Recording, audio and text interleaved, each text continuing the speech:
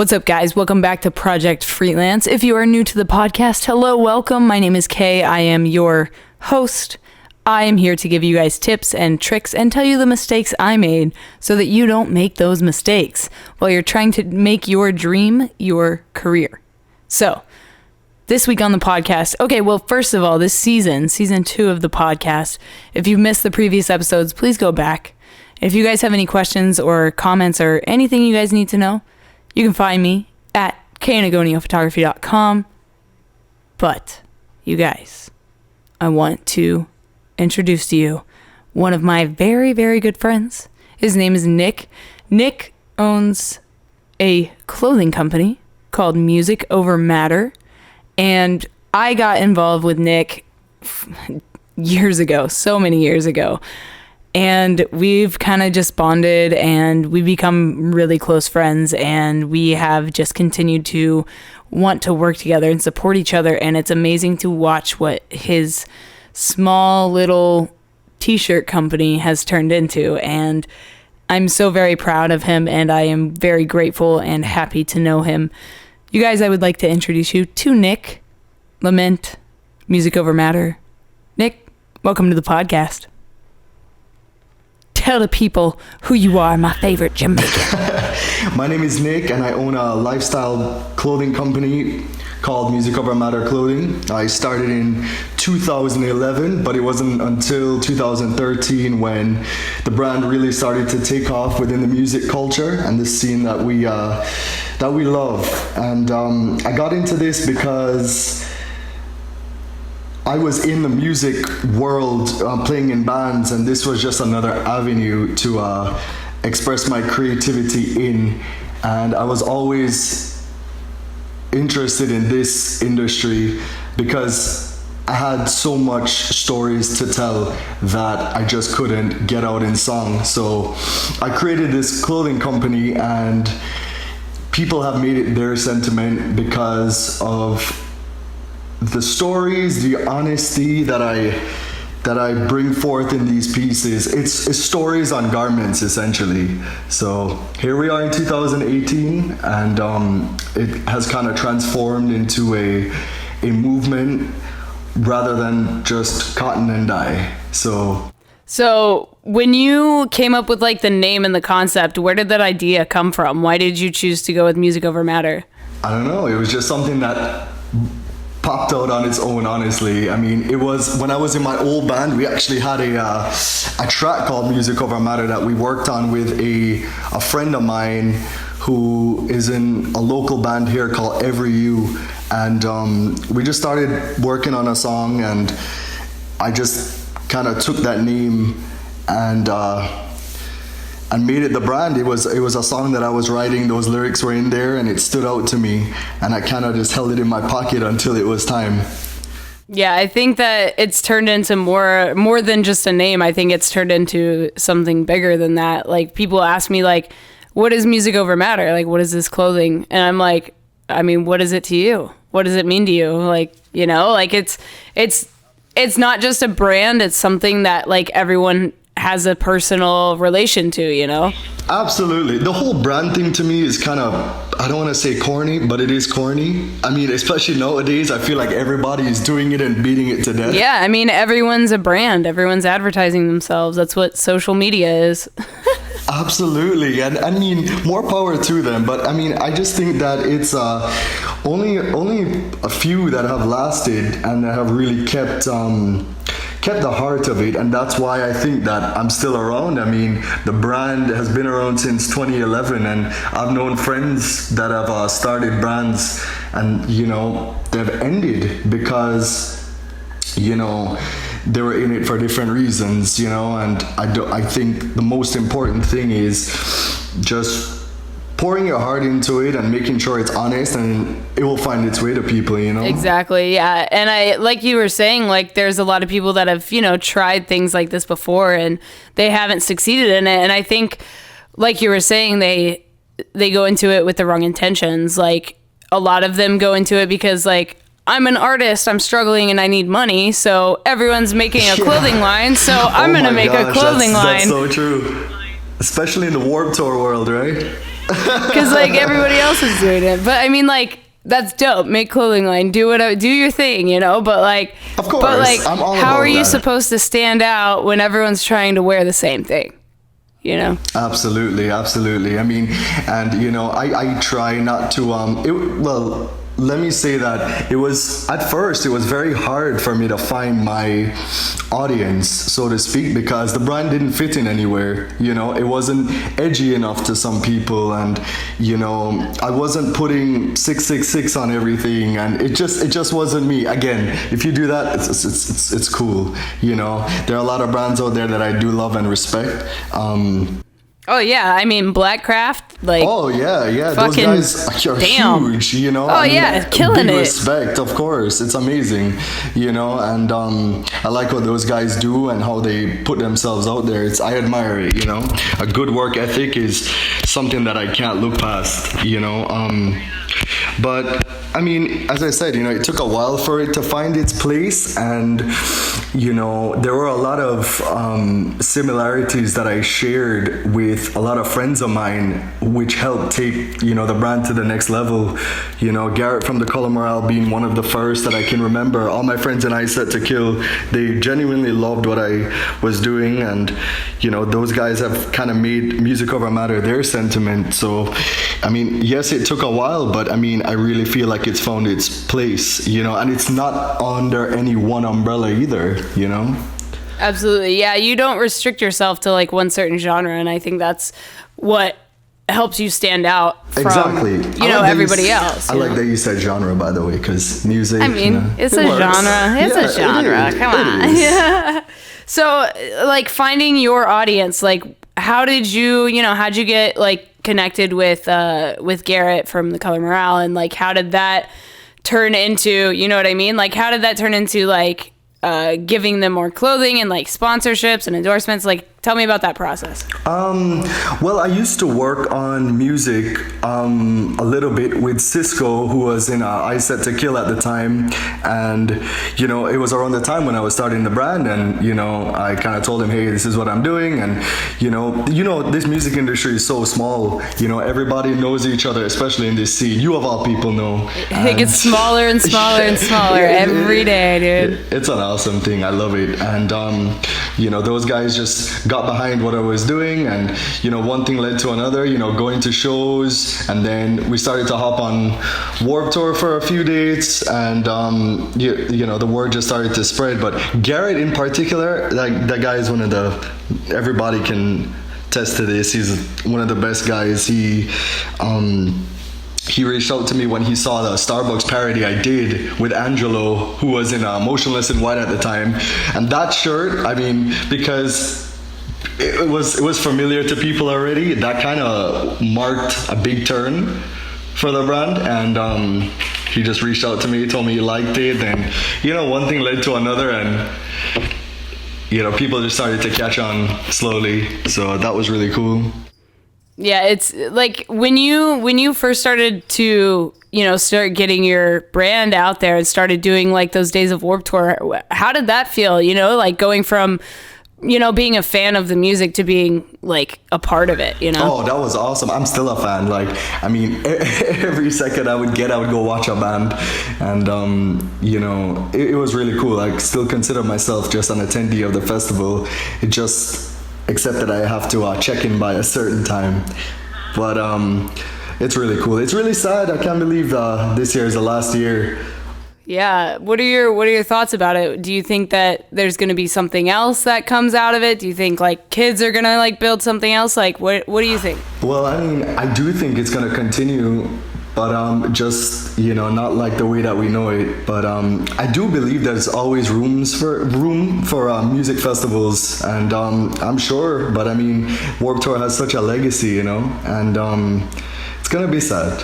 I mean, especially because it ends in the place I live. You know, West Palm Beach is the last day I live, like 40 minutes from there, so it's sad. But I do think that there is going to be something else. I don't think Kevin Lyman is going to throw in the towel anytime soon. I mean, all good things must end, right? But I think they're ending on a pretty high note, so.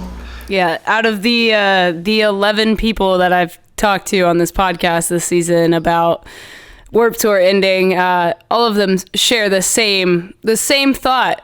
Yeah, I don't think Kevin Lyman's done. Like, I think he'll do something. Like, the guy can't stop. Can you imagine how bored that man gets when Warped Tour isn't happening? Man, He's like, I have to sit here and plan for next Warped Tour. Like, what? If I had half the work ethic that guy had, I would be set for life. You know. Hey, Kevin, Amazing. Can you please come on my podcast, man? I have so many questions. I know. My God. What's your fondest Warped Tour memory? Oh my gosh, my fondest Warped Tour memory. There's so many. I think just like overall, it was so surreal to be there.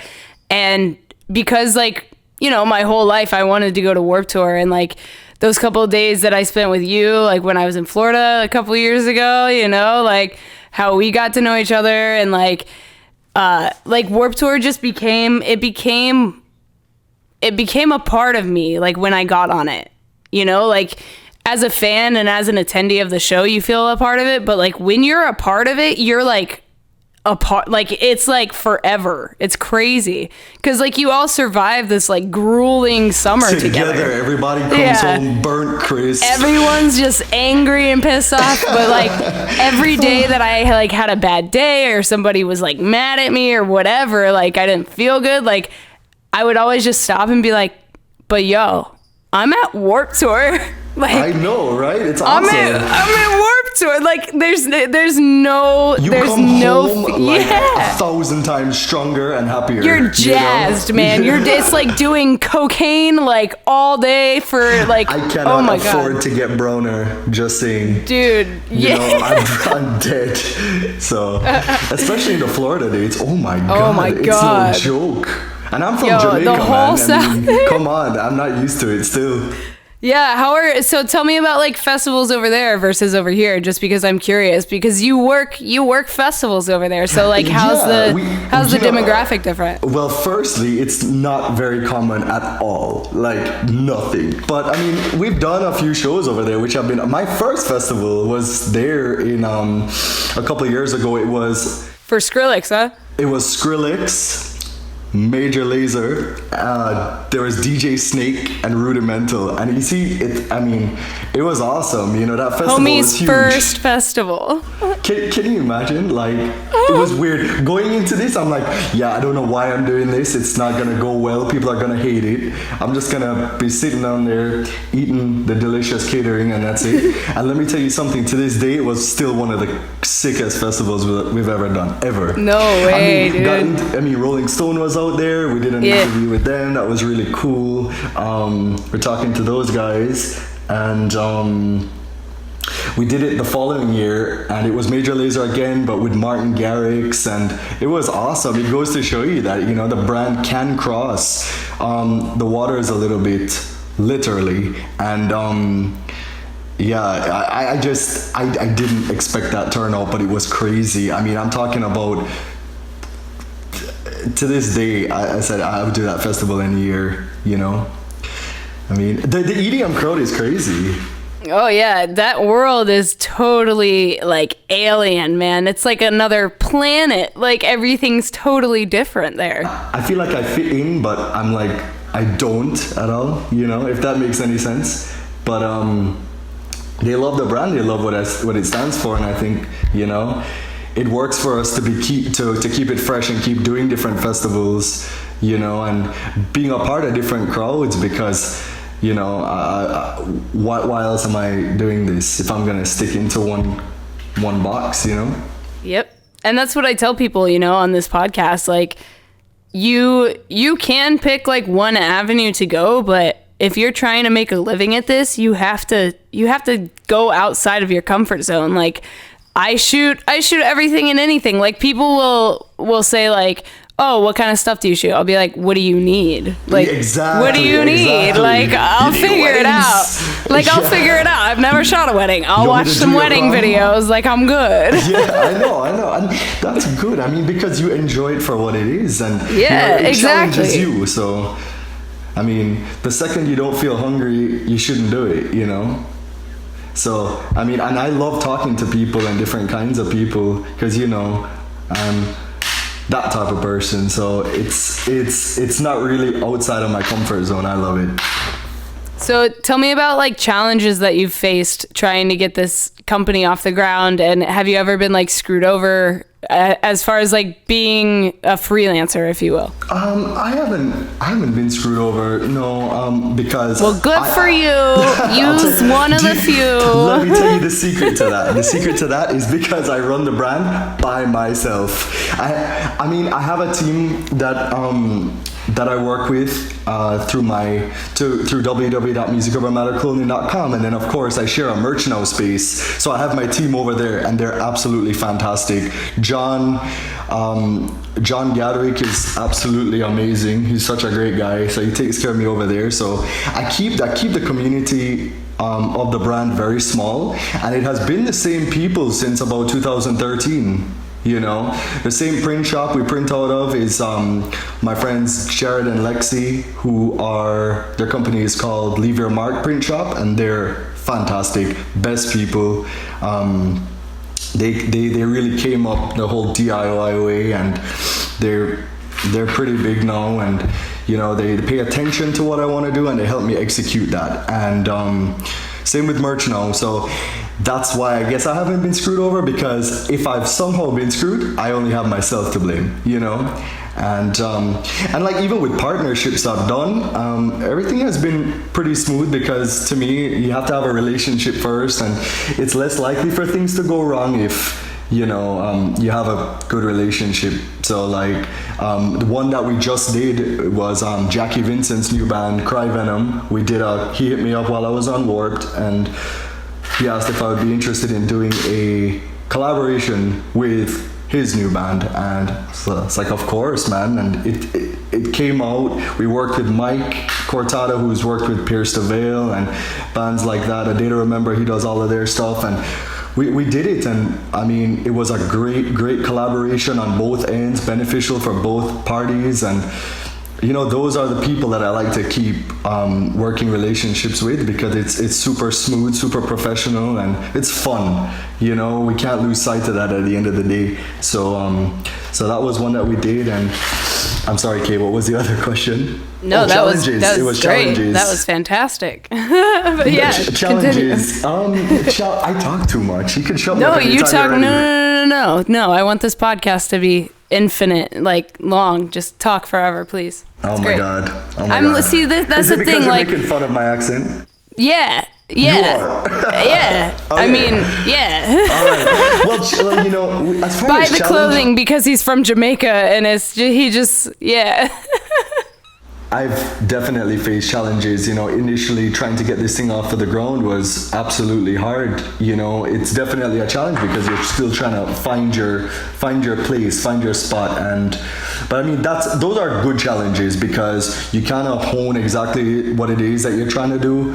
And trying to make all your stories honest, and you know, it's definitely it's gonna take time to find the audience. You know. But challenges, again, I kind of look at it as all of them as learning experiences and growth, natural growth. But I can't really think of anything right now that has really been such a bump to get over that wouldn't have been inevitable, if you know what I'm saying. No, absolutely. And when it comes to like real jobs, if you will, what kind of real jobs have you had? Oh my gosh. Okay. Tell me. I've had a ton. Okay, so I worked at Swarovski Crystal Store for 2 years. Oh, hell yeah. Yeah, that was fun. And then I actually worked at Hot Topic when I was in school. And I never used to get paychecks. I would just spend the money and buy vinyl in there. So it was so bad. Dude, you know what's crazy? I talked to Matty Mullins on the podcast, and his band had a shirt in Hot Topic, right? When the band was like super young, when he had first joined, and he like went to Hot Topic. He was like, "Hey, that's my band right there. Can I work here and sell my band shirt?"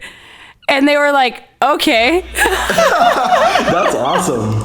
That's hilarious. It's so good. Like, I love that. Like, okay, continue though. So good. That's funny. That guy has the best hair, by the way. The best hair I've ever seen. Oh my God, best pomade company. It's crazy. I'm so jealous. Yeah, no, I love that band. So yeah, I worked at Hot Topic for a while, and then I actually worked at in the medical field, sort of on a different side. I worked at a billing company for 4 years where I marketed. I was a marketing director for about 2 years, so that was fun. I worked at a few other jobs, but nothing super exciting. You know, just stuff to pay the bills and, you know, do all of that adult stuff.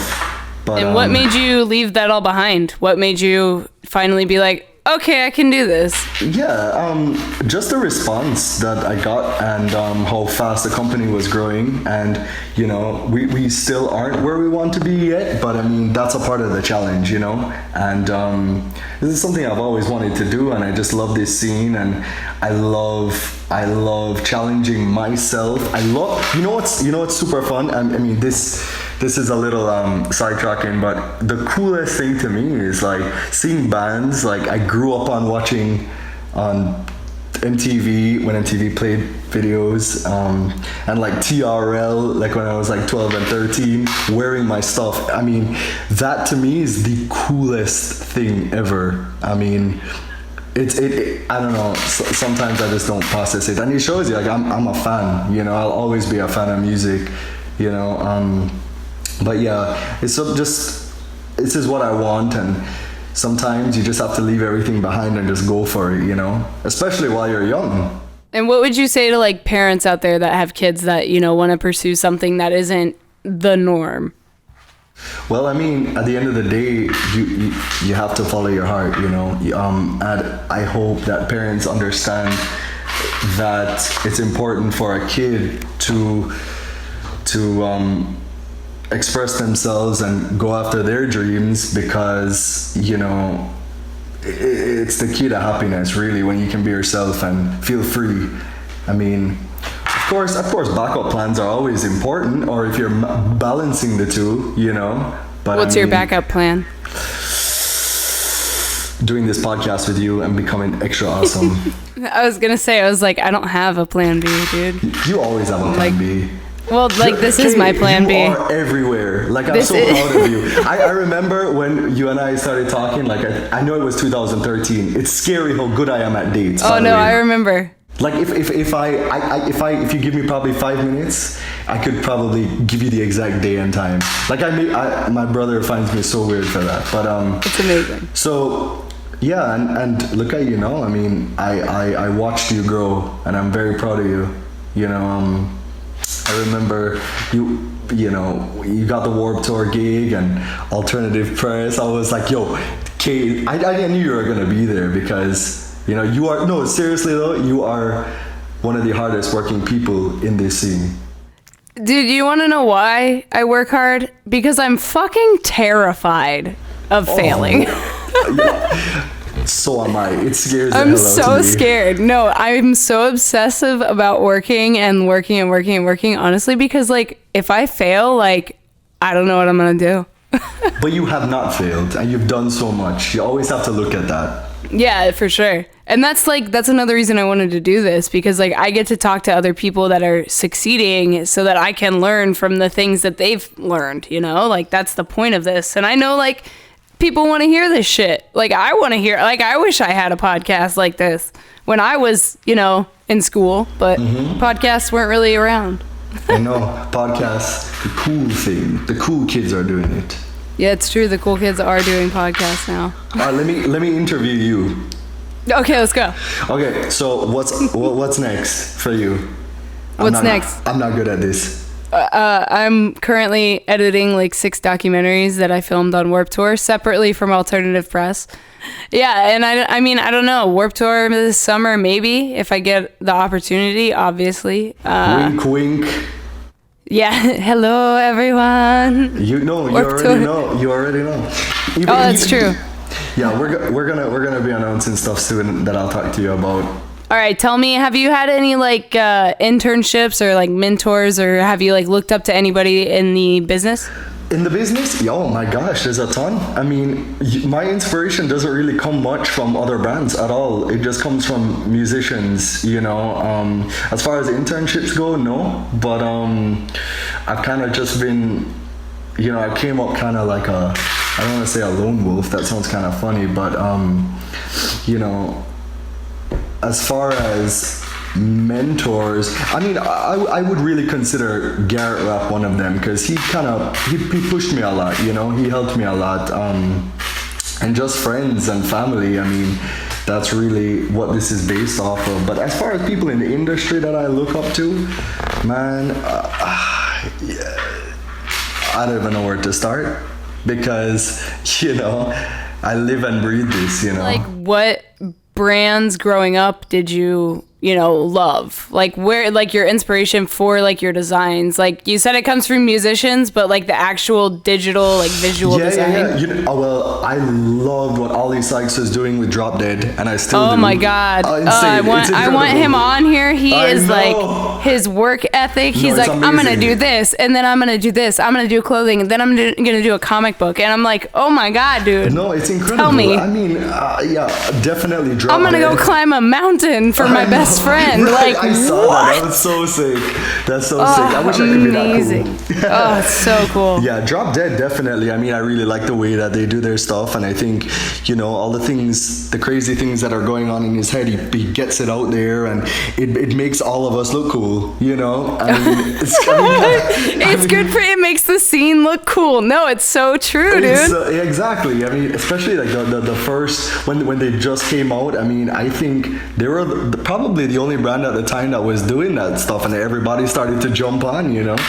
Yeah, and they were like, we're gonna make cool shit that, like, isn't annoying. Right. Exactly. I also really respect Kyle from Electric Zombie. Oh my God, dude, I have so much of his stuff. No, that guy is incredible. And God. What he did with Gravetakers. A funny story, when we did Warp Tour last year, we were in St. Pete by that beautiful water at Vinoy Park. My sister was there, actually. You met her, and she was at the tent, and I came back because I went to do something. I can't remember. I came back, and Kyle from Electric Zombie was hanging at the tent. He was checking out some of the stuff, and I looked at my sister. I was like, oh my God, that's Kyle. Like, I love that guy, and I told him I really respect what he has done, not only with his brands, but for other brands and bands that he's worked with. I think that guy is awesome. I really like Johnny Cupcakes as well. I really respect that guy. Man, the Gravetakers, like, I remember what was it? It's a bomber jacket, right? So he had this bomber jacket, and it was like, there were like 50 of them left. He was like, these are the last ones. Like, I'm never making these again. And I was like, oh my God, it's like $75. I'm getting it. You're getting it. I got it. Dude, guy's awesome. The thing is so big on me, but, like, I don't care. Don't care. I have two of his his denim vests. I love his stuff so much. Like, I remember seeing his stuff on I think it was like Merch Now. And it was like his stuff, and it was like We Came as Romans, and it was like all of the, like, you know, all the brands that you know. Exactly. No, man, that guy is insane. He's incredible, and I admire his work ethic, because he's always working, you know, and I respect that. And, you know, he keeps you young too, man. I'm telling you, like, all the stuff that he does, and it hits me. I love it. It's amazing. So what is something you know now that you wish you knew when you started? I'm not going to answer any further. That's a long list. That's a long list. I'll put ... question mark. It's true, man. Every day you learn something. Tell me about times you've, like, doubted yourself. Like, have you ever been like, all right, I can't do this, like, I'm gonna, like, it's tough, man, especially when you're on the road, and, you know, things don't go as well as you expect, and you come home like you lost a ton of money, and it's tough. But you know, again, when you're an artist, you're always I mean, for me, I'm never gonna give up, you know. But there has been many times that I've come home from shows and we were like, hey, did this work out in the end? Yeah, it worked out here, but it didn't work out there, you know. So there definitely has been a few times, but I never look at that, and I just say, you know what, this is just a part of the game, you know. Sometimes you have to lose, and sometimes you will doubt yourself, but it's through, really, it sounds cliche, but it's through those things that you can actually put more quality and make the things you want to make. You create the things you want to create, you know, through the dark times, you know. Absolutely. That's what we do as artists. We take the most painful times that we go through and turn it into something beautiful. That's what we do. Speaking of painful, you know, a couple years ago, I tragically lost my dad, and I said to myself, how can I honor his memory through what I do? And we ended up releasing a series of pieces dedicated to him. Like, we did one called Big Boss. The second one was called, we did Ram's Legacy, and then the third one was called Leo's Legacy. And again, you know, it's to people, you know, seeing these pieces or buying these pieces, they may not know exactly where it came from, but that's a good example of turning pain into something beautiful, you know, because everything was inspired by him with that line that we did, you know. So yeah, doubt sometimes isn't a bad thing, you know. It helps you. Where can people find you on the internet? Where can they find you in life? What are you up to this next year? What's going on? Well, firstly, we have 2 web stores, one on MerchNow, which you could visit merchnow.com or musicovermatter.merchnow.com, where we have exclusive items. And then personally, I manage our main site, which is musicovermatterclothing.com. You could find us on every social media platform. We have a bunch of stuff coming up this year, more collaborations. We're doing a collaboration together, everybody. That is true. That is very true. I'm excited. Hopefully it's out by the time this podcast comes out. So go buy it. It's overdue. It's gonna be awesome. But I mean, you know, we're gonna be doing more band collaborations. We're gonna be doing a lot of shows. I don't know if I can say everything yet, but we'll definitely be on the road, because I treat this brand kind of like a band, where we actually go out on the road and we do shows, because it's awesome. We're gonna be doing just a lot more content, a lot more pieces. The new line is gonna be awesome. I have everything in the bag ready to go. It's gonna be really cool. Just a lot more stuff. Just a lot more events and all of that good stuff. I can't wait. Well, hey, thank you so much for taking the time to be on this podcast. I enjoyed talking to you greatly, and I wish you all the best in all your endeavors. Likewise. And I love your face. Let's go get sushi that isn't horrible. Oh my God, that was so gross. Should we name the place? I don't even know the name. It was just by that venue. What's the name of that venue, Kay? It's the one in Jacksonville, right? No, it's not. I do not live in Jacksonville. Where was it? Think. I can't do this. Yes, you can. All right, it was on the Revolver tour. No, I know what tour it was. I remember the tour. I just don't remember where we were. We were by Revolution Live. That's what it was. Yes, there's a sushi place over there around the corner. Don't go. Bad. It was really, even the water was bad. It was just bad. I owe you good sushi. Yes, I'm holding you to that. It's recorded here forever. So, yeah. So for all of you out there that want to start a merchandise company, or if you're wanting to go on tour selling merch, being a merchandise manager, I hope you enjoyed and got something out of this podcast with Nick. I appreciate you coming on, man. And to all of you out there listening that may want to be a part of this podcast, hey, drop me a line. Go down below. You'll find me. KAnagoniaphotography.com. It's easy to find me, guys. Down below, if you would like to get some awesome discounts on camera gear, I made you guys a little wish list, a little gift list, if you will. And Also, if you would like to enter a photo contest to win some money or some lenses or some cameras, well, I host photo contests on a website called Guru Shots.